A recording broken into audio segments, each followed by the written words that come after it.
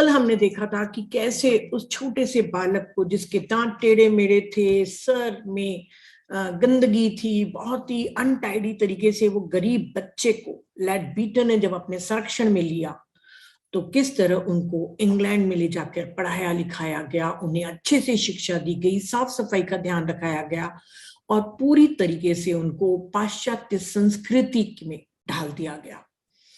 बच्चे बहुत खुश थे, वो यानी कि कृष्णमूर्ति और नित्या, और दोनों ने अपनी पढ़ाई आगे जारी रखी। कृष्णमूर्ति उसमें नाकामयाब रहे, परंतु उनके ऊपर एक अलग प्रकार की प्रक्रियाएं होने लग गई जो किसी दूसरे डायमेंशन के द्वारा, किसी ऐसी विराट एनर्जी के द्वारा किया जा रहा था जिसके लिए उसकी देह तैयार हो सके कि उस विराट एनर्जी का एक अंश उनके शरीर में आ सके।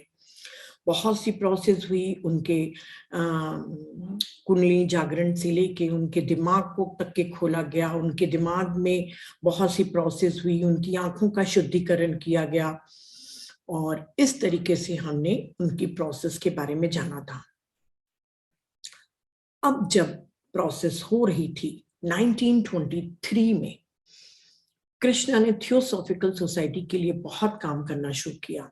जैसे मैंने कहा कि वर्ल्ड टीचर के लिए जो ऑर्डर ऑफ द स्टार बनाया हुआ था, उसके लिए उन्होंने बहुत काम शुरू किया।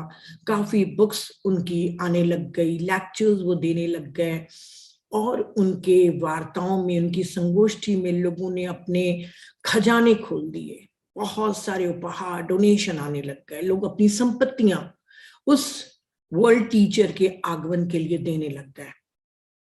और वो कृष्णा इतने सुंदर हो गए थे कि एनी बेसेंट को बताया गया कि अब वो बिल्कुल बाहरी रूप से बहुत अलग दिख रहे हैं, बहुत ही सुंदर है और ऐसा लगता है कि जैसे कोई विशाल घनीभूत शक्ति उनमें प्रवाहित हो रही है। कृष्णा को बहुत जगह जगह पूरे वर्ल्ड में ट्रिप्स पे ले जाया गया, टूर्स में ले जाया गया। वो कभी इंडिया में रहते तो कभी उसी के थोड़े दिनों के बाद कैलिफोर्निया, तो कभी ओहायो, कभी और दूसरे कंट्री में। उस समय हवाई जहाज का नहीं था चलन, उस समय पानी के जहाज से आना जाना होता था, तो ये बहुत ट्रैवल करके अलग अलग जगह जा रहे थे और तब उनको एक छुट्टी की, एक ब्रेक की जरूरत महसूस हुई। जैसे कि मैंने आप लोग को बताया कि उनका प्रेम हेलेन नॉर्थ से हो चुका था। वो थियोसॉफिकल सोसाइटी में नहीं थी, उनकी चाची थी, वो वायलिन सीखने अपनी चाची के घर में रहती थी, जिसके कारण इनसे दोस्ती हुई थी। तो अपनी छुट्टियों में अपने बहुत सारे फ्रेंड्स लोग के साथ कृष्णमूर्ति इतना काम करने के बाद हेलेन, रोजालिंड जो हमारी लेखिका है, मैरी लुइट्स, और उनकी बहन बेट्टी, एमिली जिनको वो अपनी मदर मानती थी, राजगोपाल और रूथ वगैरह, और काफी फ्रेंड्स लोग के साथ वो छुट्टियां मनाने के लिए चले जाते हैं। उस जगह का नाम था अरवाल्ड, कोई गांव था, वहां पर रहते हैं। 2 हफ्ते तक के तो बहुत अच्छे से सारे फ्रेंड्स लोग घूमते फिरते और पिकनिक मनाते और जंगलों में खूब देर तक के घूमते थे और बहुत सारे गेम्स खेलते थे।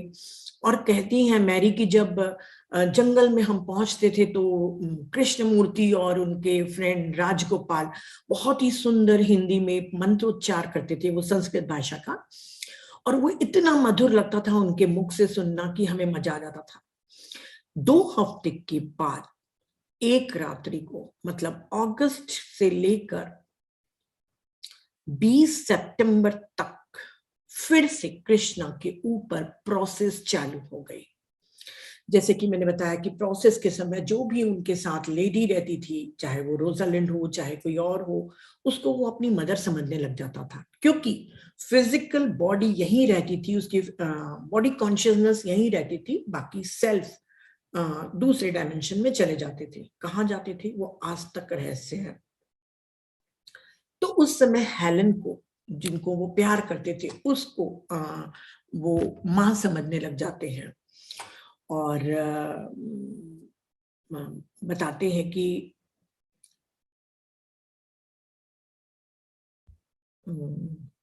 हाँ, उसी समय ये सब चीजें चल रही थी। तो 20 सितंबर को कृष्णा, ये सब चल रही है प्रोसेस, काफी प्रोसेस के बारे में लिखा हुआ है, वैसे ही हेलन को समझ रहे हैं, बच्चों के समान बातें कर रहे हैं। 20 सितंबर को कृष्णा नित्या के पास एक वो लेके आता है, संदेश लेके आता है, और वो संदेश क्या होता है, कुथुमी का, मास्टर कुथुमी ने कृष्णा को दिया था। कृष्णा नित्या को बताता है और नित्या उस समय नोट करता है। तो वो मैं आपको बता रही हूँ क्योंकि मैं चाहती हूँ कि जब आप टीचिंग सुनेंगे या उनकी बुक्स के बारे में मैं आप लोग को बताऊंगी, तो ये जो मैसेजेस हैं जो उनको मास्टर्स के द्वारा मिलते थे या लॉर्ड मैत्रे के द्वारा मिलते थे, वो आपको कहीं नहीं मिलेंगे। तो मैं वो पढ़ के आपको सुनाना चाहती हूँ, क्योंकि 2500 साल बाद हमको क्या मैसेज दिया जा रहा था या उनको क्या दिया जा रहा था, हमें जानना बहुत जरूरी है ना। तो उसमें कुथुमी मास्टर लिखते हैं कि नित्या सुनो, यह अंतिम रात्रि है, लेकिन यह सब तुम पर निर्भर करता है। तुम दोनों के पास अधिक ऊर्जा होनी चाहिए। अगले महीने जो तुम करोगे उस पर सफलता निर्भर करेगी, कोई रुकावट ना आने पाए। यहां यह सफल रहा है, लेकिन ओहे में, मतलब यहां तो अभी वो अरवाल्ड में थे, अब ओहे में जब आप जाएंगे तो यहां से तीव्र गति से प्रक्रियाएं चालू हो जाएंगी और सब कुछ तुम पर निर्भर करता है।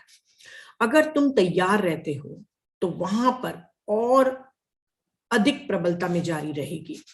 जब यह स्थान आप लोग छोड़ेंगे तो तुम्हें बहुत सावधान रहना है, क्योंकि कृष्णा के ऊपर इतनी प्रोसेस हो चुकी थी, उनकी बॉडी इतनी सेंसिटिव हो गई थी, उसके लिए कुथुमी मास्टर कह रहे हैं कि बहुत आपको केयरफुल रहना पड़ेगा जब इस जगह को छोड़ोगे। बिल्कुल ऐसे कि अभी अभी सांचे से निकले हुए फूलदान, मतलब फ्लावर पॉट अभी भी सांचे से निकला है, मोल्ड में अपन निकालते ना, कोई बना के, कुम्हार जैसे बना के निकालेगा, बिल्कुल वैसा है वो कृष्णा। हल्का सा झटका भी उसको तोड़ सकता है। इसका अर्थ है कि फिर से उसको ठीक करना और फिर से बनाना, इसमें बहुत टाइम लग सकता है। यहां से छोड़ने के समय जो प्रिकॉशन है उसमें नाकामयाबी का अर्थ है फिर से शुरू करना। ये कुछ नहीं उनको मास्टर बताते हैं। अब नित्या को चिंता हो जाती है कि जब ओहे जाएंगे तो इससे तीव्र गति से प्रोसेस होनी शुरू हो जाएंगी। और फिर अब जब ओहे जाते हैं तो उनको लगता है कि नित्या को कि अब एक ऐसा व्यक्ति कृष्णा के साथ रहना चाहिए जो दीक्षा प्राप्त हो, मतलब इनिशिएटेड हो। तो राजगोपाल जो उनके फ्रेंड थे वो काफी इवॉल्व थे, तो उनको वो अपने आर्य विहार में बुलाते हैं, जहां पे वो रुके हुए थे, ओहे में आके आर्य विहार में जो रुके हुए थे वहां पे बुला लेते हैं। अब वहां पर रोजालिंड रहती हैं, वो उनकी देखभाल करने के लिए हैं, राजगोपाल है और नित्या भी है। अब दे चेतना ने संदेश दे दिया। अब क्या दिया कि अभी जो इनके ऊपर प्रक्रिया हो रही है वो बहुत ही महत्वपूर्ण और बहुत नाजुक है। किसी भी चीज की सुविधा का ख्याल न रखा जाए, यहां तक कि कृष्णा का भी नहीं। यह विश्व में पहली बार हो रहा है और प्रोसेस चालू हो जाती है। और ये पहली बार, जैसे मैंने कहा कि पहली और शायद आखिरी बार ये एक्सपेरिमेंट हो रहा है, क्योंकि ऐसी देह, ऐसा मस्तिष्क मिलना इस दुनिया में अब नामुमकिन है। तो वहां पे जब चालू हो जाती है प्रोसेस तो वो बहुत तीव्र रहती है। अब क्या था कि जब छुट्टियां मना के ओहे लौटे थे तो हेलन अपने घर चली गई थी और रोजालिंड उनके साथ थी। पर अब जो बॉडी कॉन्शियसनेस है वो चाहती थी कि हेलन उनके पास रहे, और रोजालिंड को वो पसंद नहीं कर रहे थे, जबकि उनको वो चाहते थे, पर उस समय उनको हेलन की जरूरत थी। अब तीव्र होते जा रहा था, बच्चों के समान वो रोते थे और देह चेतना बोलती थी कि मुझे तो लगता है कि अब सब कुछ थम जाएगा, पर अभी भी ये काम चालू है और ऐसा लग रहा है कि अभी इसमें और काफी काम करना बाकी है, इसमें महीनों लग सकते हैं। तो इसलिए वो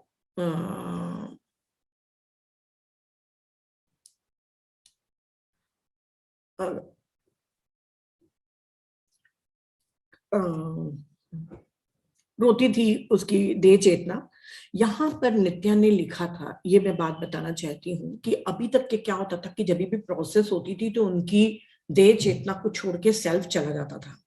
अब यहाँ पर जो एक्सपेरिमेंट हो रहा था, जो प्रबल तरीके से, मैं कह रही हूँ प्रबल तरीके से, जिसमें वो बहुत रो रहे थे और बिल्कुल 4 साल के बच्चे के समान बात करते थे, तो वहां पर था कि यहाँ पे खासे दर्द के बीच में कृष्णा को, यानी कि उसकी सेल्फ को चेतन अवस्था में छोड़ देने का प्रयोग हो रहा था।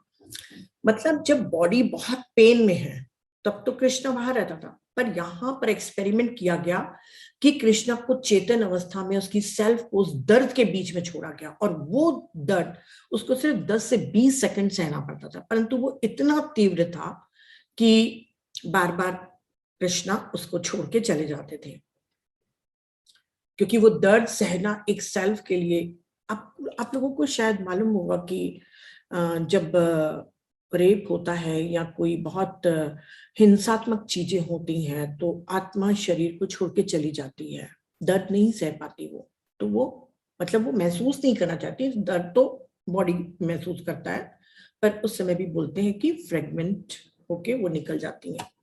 तो यहाँ पे था कि ये एक्सपेरिमेंट किया गया था कि दर्द के बीच में उसको कॉन्शियसली सेल्फ को रहना है सिर्फ 10 to 20 सेकेंड्स, और यहाँ पर ये होता रहा।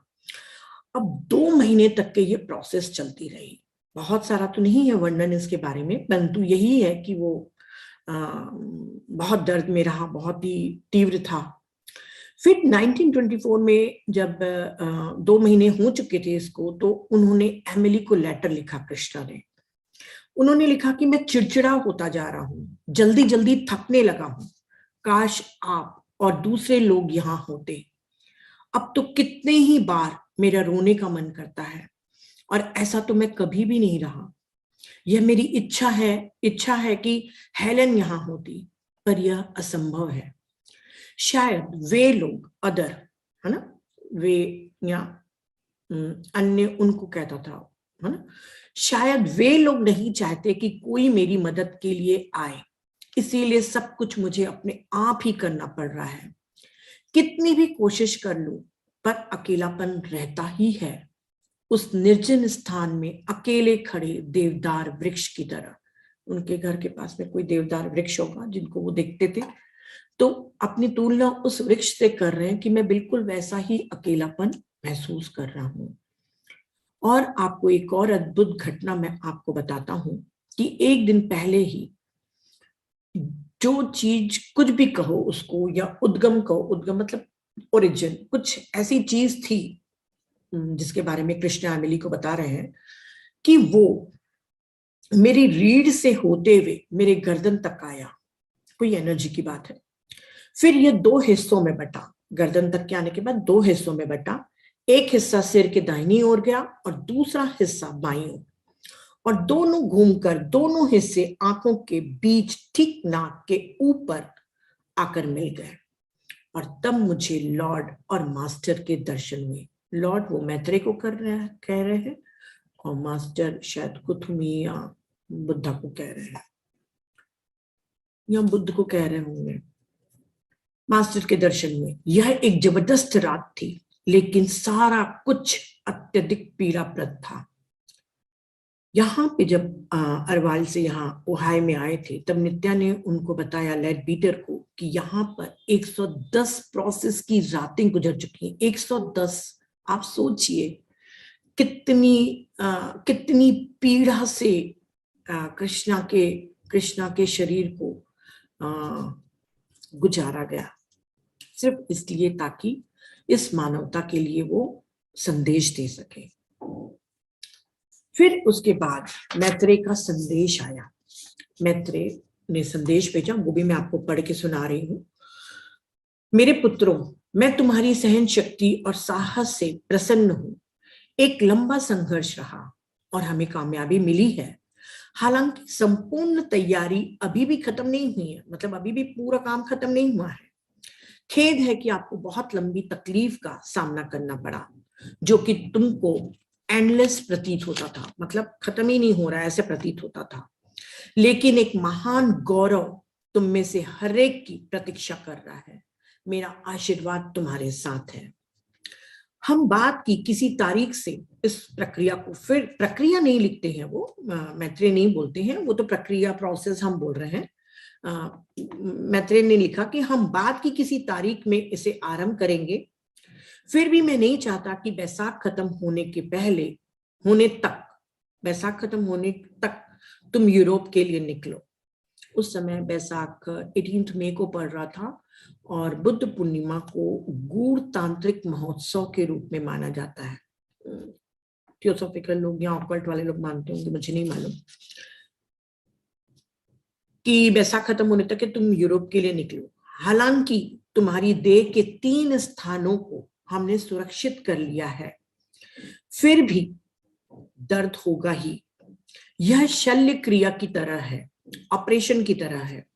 जब यह पूरी हो जाएगी फिर भी इसका असर तुम्हें बाद में महसूस होता रहेगा।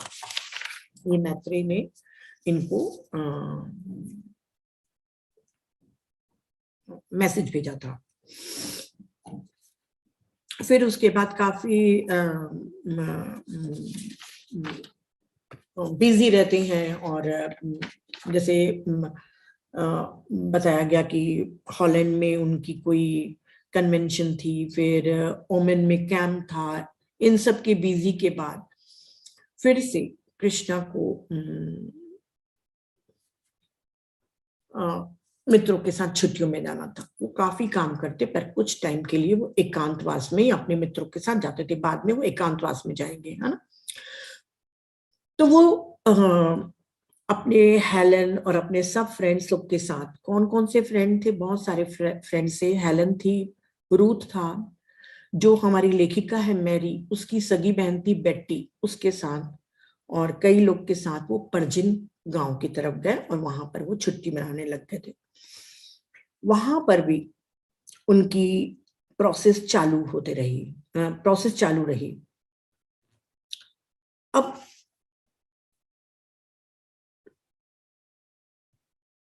कृष्णा लिखते हैं कि मैं सोचता था कि यह सब रुक जाएगा, पर अभी भी ये जारी है, और उतना तीव्र नहीं है, पर है।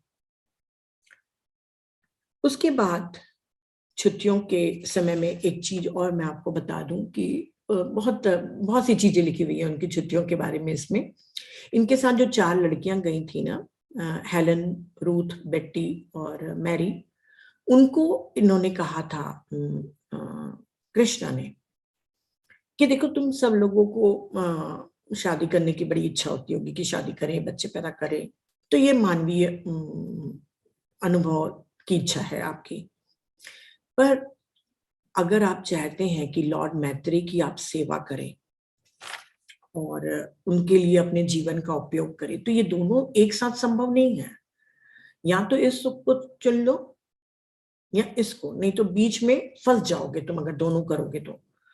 और मेरी इच्छा है कि आप लोग जाके लीड बेटर के अंडर में डिसाइपल बनके, उनके शिष्या बनके अपने ऊपर काम करना शुरू करो। और मैं आप लोग को सिडनी भेज दूंगा, पर पहले अडयार जाना है और फिर उसके बाद मैं तुम लोग को सिडनी भेज दूंगा। तो ये चारों लड़कियां तैयार हो जाती, चारों यंग थी उस समय ना, 18-19 साल की ऐसे करीब थी। हेलेन 17 साल की थी, 18 साल की। तो ये उनको वहां पर ऐसा बोलता है। फिर उसके बाद ये सारे सब फ्रेंड्स और ये सब लोग अडयार आ जाते हैं। अडयार में नित्या की तबीयत खराब होनी शुरू हो जाती है, और इतनी खराब हो जाती है कि आगे के 3 महीनों तक कृष्णा की पूरी एनर्जी अपने भाई की देखभाल में ही चली जाती है। वो लड़कियों को सिडनी भेज देता है, और नित्या इतना बीमार हो जाता है कि उसको बिस्तर से बाहर निकलना भी उसके लिए मुश्किल हो जाता है, और कृष्णा उस समय बहुत डिप्रेस्ड हो जाता है। अगर वो उसको ये सांत्वना नहीं दी जाती, डिप्रेस नहीं होता है मतलब दुखी होता है, मतलब वो डिप्रेशन में चला जाता, जब अगर लेड बीटर और एनी बेसेंट उसको सांत्वना न देते कि अरे भाई तुम्हारे ब्रदर को कुछ भी नहीं होगा, उसकी जीवन कीमती है, जब मास्टर्स आपके लिए काम कर रहे हैं तो आपके भाई को बचा लिया जाएगा, कुछ भी नहीं होएगा। तो उसके बाद वो थोड़ा सा राहत महसूस करता है कि ठीक है, उसकी जीवन कीमती है, और जैसे मुझे एक रक्षा कवच में रखा जाता है, वैसे उसको भी रखा जाएगा।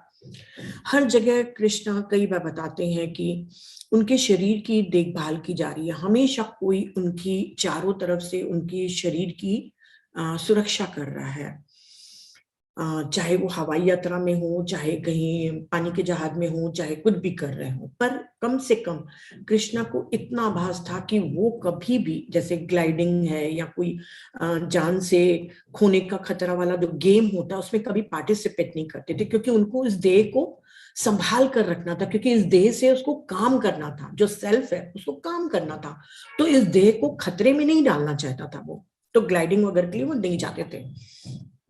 तो उसको लगता है कि मेरे ब्रदर की भी सुरक्षा की जाएगी, क्योंकि भाई वो भी बहुत कीमती हैं। और उसके बाद वो बीच बीच में बहुत सारी चीजें होते रहती हैं, वो टूर्स भी कर रहे हैं, ये भी कर रहे हैं। नित्या की तबीयत भी थोड़ी बहुत ठीक हो गई, जगह जगह पूरे वर्ल्ड में, मतलब इतनी कंट्रीज के नाम है कि आप दंग रह जाएंगे कि उन्होंने कितनी कंट्रीज में जाके अपनी वार्ताएं दी हैं और थियोसॉफिकल सोसाइटी का झंडा परचम फहराया है। मतलब आप गिनते गिनते थक जाए, इतनी कंट्रीज है। उस समय क्या हो रहा था, थियोसॉफिकल सोसाइटी तो पूरे वर्ल्ड में थी, तो जो जॉर्ज अरुंडेल है वो अपनी तरफ से घोषणा कर रहे, मतलब कैसे सब चीजें हो रही थी वो बताना मुझे जरूरी है आप लोग को। तो अरुंडेल ने 7 अगस्त की रात को बोला कि 7 अगस्त को ना राजा और कृष्णा, अरुंडेल और वेजवुड, उन सबको ना 4th डिग्री की इनिशिएशन हमको मिल चुका है, और मेरे को 10 धर्म प्रवर्तकों के, जो लॉर्ड के धर्म प्रवर्तक रहेंगे ना, जो फैलाएंगे, उनके प्रचार प्रसार करेंगे, उनके भी नाम मुझे बता दिए गए हैं, और ये हैं 10 धर्म प्रवर्तक। फिर इधर अगस्त में उसी के एक हफ्ते के बाद एनी बेसेंट अपनी घोषणा कर रही है कि ईस्थर ब्राइट एमिली रुकमणी कौन है, जॉर्ज अरुंडेल की वाइफ है। और शिवा राव थियोसॉफिकल सोसाइटी के बहुत ही इंपॉर्टेंट पर्सन है शिवा राव।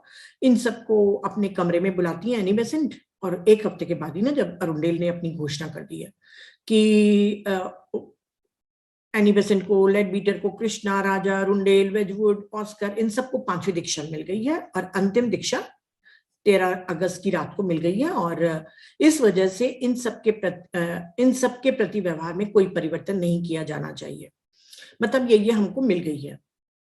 ये सब चीजें सुन के ना एमिली बड़ी सम्मोहित हो गई, अरे इसको शिक्षा दीक्षा मिल रही है, ये अरहत बन गया, ये वो हो गया, तो हो जाते हैं ना। तो एमिली बड़ी सम्मोहित हो जाती है, और वो फटाफट कृष्णा को लेटर लिखती है कि ऐसा ऐसा बोला जा रहा है कि आपको 5वीं मिल गई है दीक्षा। तो कृष्णा लिखते हैं, पूछते हैं एमिली से, क्या लीड बेटर ने इसकी पुष्टि की? लीड बेटर बोल रहे हैं कि ठीक है। तो फिर एमिली लिखती है कि नहीं, वो तो बेसेंट अपना खुद ही घोषणा कर रही हैं, और आखिरी में लिखती है कि उनके प्रति विश्वास रखो। अब जो भी ये चीजें हो रही थी, वो सब कुछ कृष्णा को समझ में आ रहा था, क्योंकि थियोसॉफिकल सोसाइटी में बहुत सारे लोग अपने को एक ओहदे पे मान बैठ रहे थे कि हम इस दीक्षा को प्राप्त कर लिया, हमको इस मास्टर का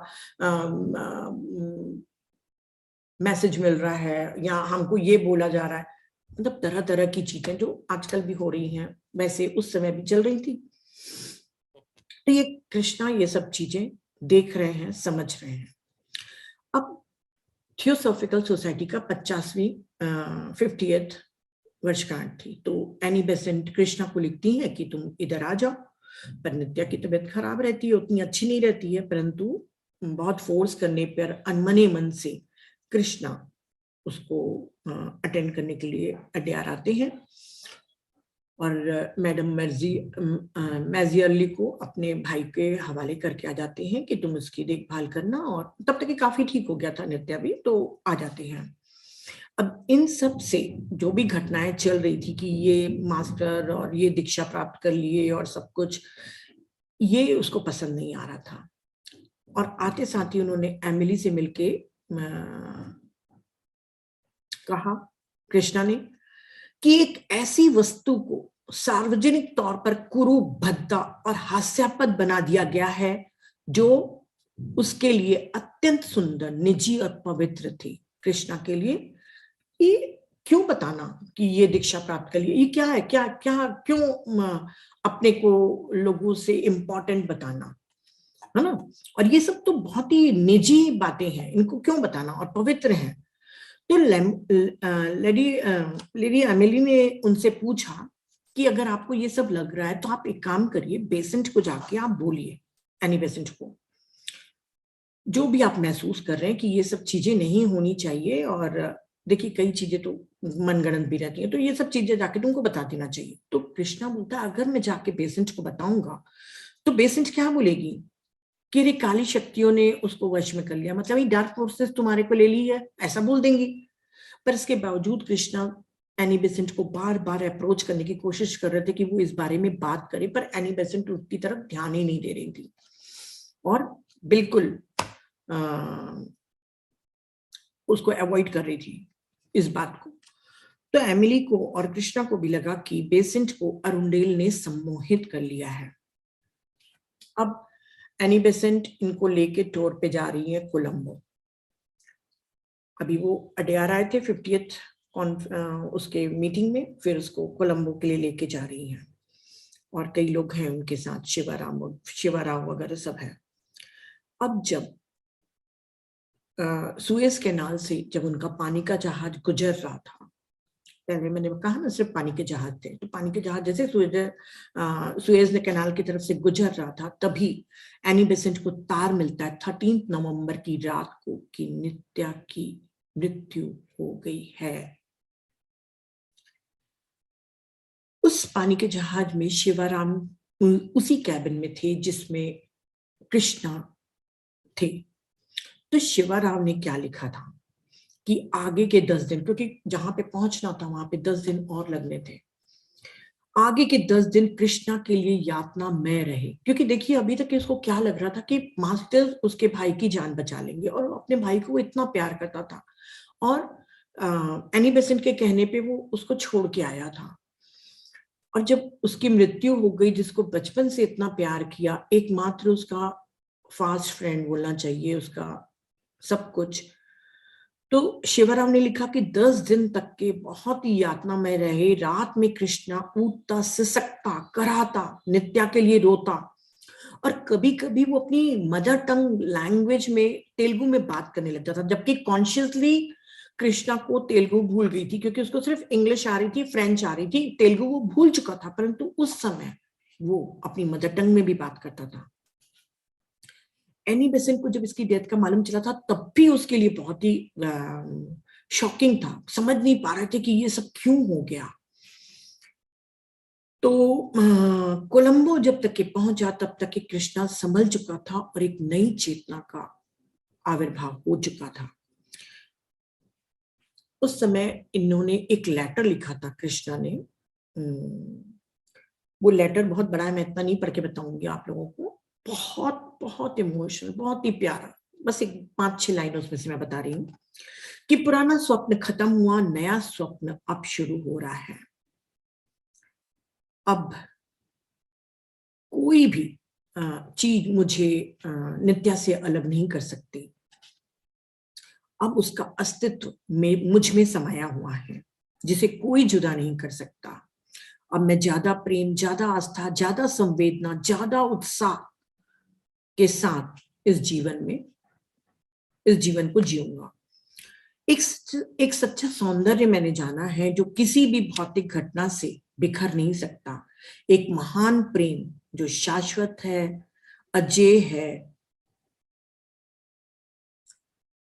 ऐसे करके उन्होंने बहुत ही सुंदर लिखा अपने, और उसने कहा कि मैं बहुत रो चुका हूं, अब मैं नहीं रोऊंगा, और किसी को भी मैं नहीं चाहता हूं कि उसके लिए रोए, क्योंकि ये तथ्य है कि वो हमसे दूर जा चुका है, पर वो उसका अस्तित्व मुझ में समाया हुआ है।